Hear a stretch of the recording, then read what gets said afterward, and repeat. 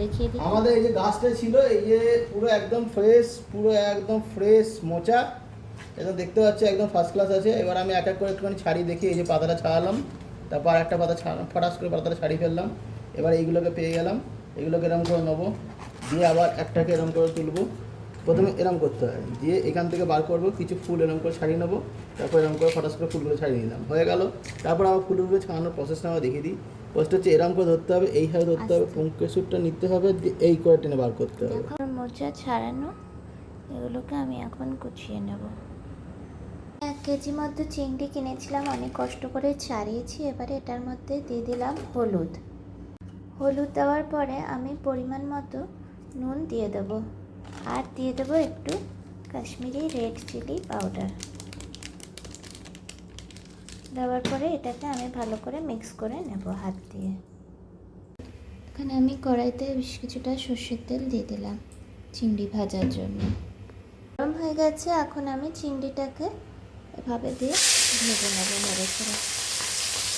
এইবারে দেখো আমি এভাবে নেড়ে চেড়ে ভেজে নিচ্ছি। দেখো পুরো এরকম ছোটো ছোটো করে 3টে সিটি দিয়ে আমি নামিয়ে নিয়েছি। ঠান্ডা করার পরেই তোমরা খুলবে। এখন এটা জল ছেঁকে পরিষ্কার করে নেব। সব কটা চিংড়ি ভেজে নামিয়ে নিয়েছি। আলুগুলো আমি একটু টুকরো করে নেব।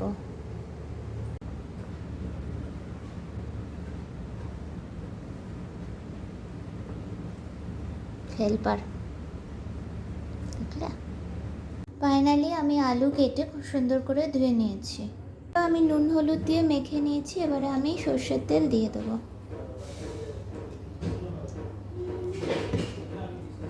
এখন আমি নুন হলুদ মাখানো আলুগুলো জল থেকে অনেকটা দিয়ে দেবো। এগুলো এভাবে আমি নেড়ে চেড়ে ভেজে নিচ্ছি। নিতে নিতে আমি লঙ্কা এখানে অ্যাড করে দেবো। কেন আমি গুঁড়ো লঙ্কাটা কম ইউজ করবো, যেহেতু আমি চিংড়ি পেস্ট দিয়েছি, একটা লঙ্কা অ্যাড করে দিলাম। ভেজে নরম হওয়ার পরে আমি এখানে মোচাটা অ্যাড করবো, দিয়ে এটাকে নাড়িয়ে নেব। দেওয়ার পরে আমি এর উপরে আবার একটু হলুদ, যেহেতু দেওয়াই ছিল আমি অল্পই দেবো, তাহলে এটা বাজে হয়ে যাবে। একটু ধনে গুঁড়ো, একটু জিরে গুঁড়ো 1 চামচ, জিরে গুঁড়ো, নুন যেহেতু দেওয়াই ছিল আমি বুঝে দেব অল্প, আর একটু গরম মশলার গুঁড়ো।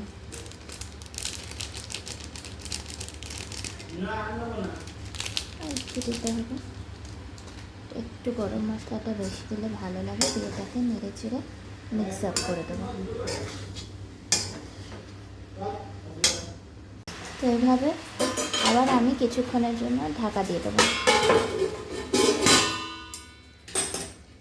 আমি 5 মিনিট পরে খুলে নিয়েছি, ঢাকাটা বেশ ভালো সিদ্ধ হয়ে গেছে। এবারে আমি বেশ কিছুটা চিংড়ি এখানে অ্যাড করে দেবো। অনেকটা চিংড়ি অ্যাড করে দিলাম।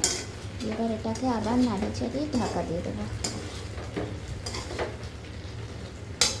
ফাইনালি আমি এটা খুলে দেখে নেব।